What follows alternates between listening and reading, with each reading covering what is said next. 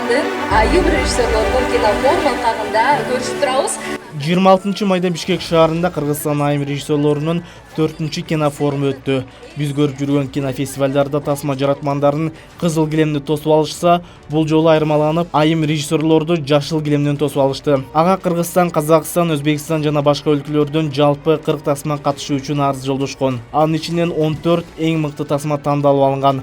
Алар атайын түзүлгөн комиссиянын кароосунан өтүп, эң мыктылары тандалып алынган. Эң башкысы бул өзгөчөлүктөрү сапаты жагынан, көркөмдүгү жагынан, булар темасын кандай ачып берди, ошол жагынан карап туруп атайын бир комиссия түзүлгөн. Ошол бардык жагынан топ келген фильмдерди тандап алынып, азыр эртең элге сунуштайбыз. Бул жолу башка жылдардан айырмаланып, иш-чара чет өлкөдөн кино тармагында эмгектенген кесипкөй айымдар келген. Алар тасма талаасына жаңы кадам таштаган айымдар менен өз тажрыйбасын бөлүштү. Форумдун максаты бул айым режиссерлорду таанытуу элге, алардын эмгектерин көрсөтүү, дискуссия жаратуу, бири-бирин колдоо.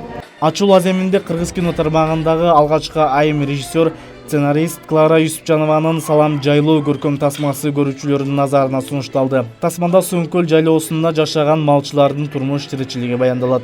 От копыта акулы, коня легендарного Манаса. Сценарист Данбира Тилепбергендин айтымында, бүгүнкү күндө кыргыз айым режиссерлорунун жараткан тасмалары дүйнөлүк аренага чыгып, ири кино фестивалдарда байгелүү орундарды багынтып келүүдө. Өзгөчө айым режиссерлордо жакшынакай фильмдерди тартып, четте өлкөдө биздин кыргыз ушу желбиретип, чоң А-класс фестивалдардан байгелерди алып келип атышат. Ошон үчүн деген азыр биздин айым режиссерлордун деңгээли биздин кинобузда жогору чоң жакта турат деп айтсам болот.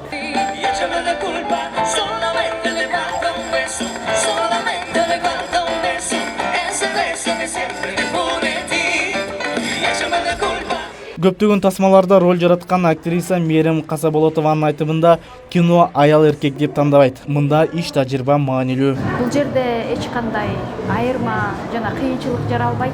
Анткени профессионал, чыныгы профессионал болсо эгер, ал эркекти, кызбы, айымбы өзүнүн ишин мыкты билсе, иштешипкенге неге болбосун.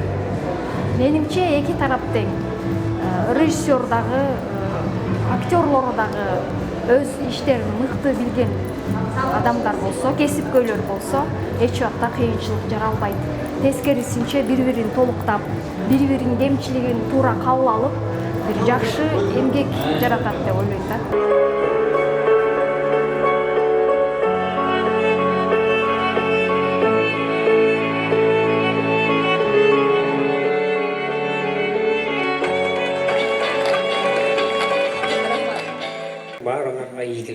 Белгилүү кинорежиссер Темир Бирназаров кино тармагында аял режиссерлордун орду чоң экенин айтат. Айымдар жараткан фильмдер таасирдүү, мээримдүү жана негизги көйгөйгө башкача көз караш менен алып чыгышат, дейт кинорежиссер. Эркектерде мисалы биз кандай деп айтсам, көйгөйдү кээде үстүртөн кылып кетебиз да, өзгөчө мындай жалпылап кетебиз. Ал эми айым режиссерлор ошону кылдат, ар бирин мындай өзгөчө сезимтал болгондуктан өзгөчө терең бере алышат да.